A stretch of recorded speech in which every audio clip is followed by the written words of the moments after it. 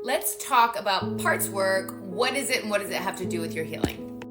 The notion that we are made of parts instead of one unified perspective or one unified consciousness has been around almost since the very beginning of psychotherapy. Freud talked about different parts of us, Jung talked about different aspects of us, and it was certainly for me popularized by gestalt therapy, which came out from existentialism in the 60s. It's having a moment right now, incredibly popularized by internal family systems, and that's where everyone currently thinks it came from, which is not, but they're doing a great job with it.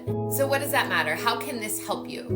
Well, first off, let's just say that by acknowledging that there can be a part of you that feels this or a part of you that wants this, instead of everything being all of you, there is a freedom for exploration.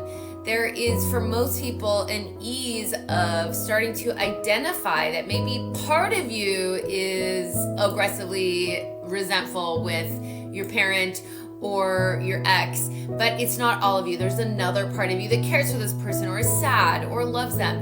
And so when we don't feel like we have to be totally united within, we're able to really explore aspects of our experience. And what Gestalt therapy made really clear is sometimes if you pull apart aspects of your experience and explore them one at a time, really honoring them and allowing them, there's often a better chance that they will, or you will, realize what you actually want and make more of a kind of like executive decision. Whereas if you're constantly demanding that all parts of you agree, it can be really hard to get clear on what you actually want to do because you're not really so intimate with those different aspects of you. And lastly, some of these parts can be really intent on helping you in ways that are actually really destructive, or maybe in ways that were helpful when you were a child and had less authority or less agency in your life but aren't still, whether that's through numbing your experience or whether that's through fighting with any source of threat.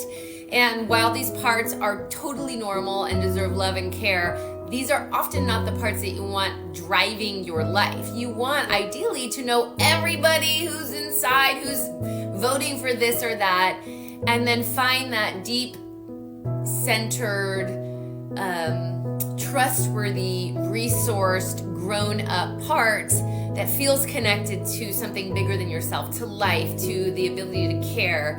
And hopefully once that part, kind of surveys all the other parts, you can make your choices and behaviors from that part. So there's obviously a lot more to learn about this. This is but it's an idea that next time you're feeling stuck on something, instead of trying to force the unity inside, tease your parts apart. Explore them one at a time. Let them converse with each other and see if that's helpful in getting clear.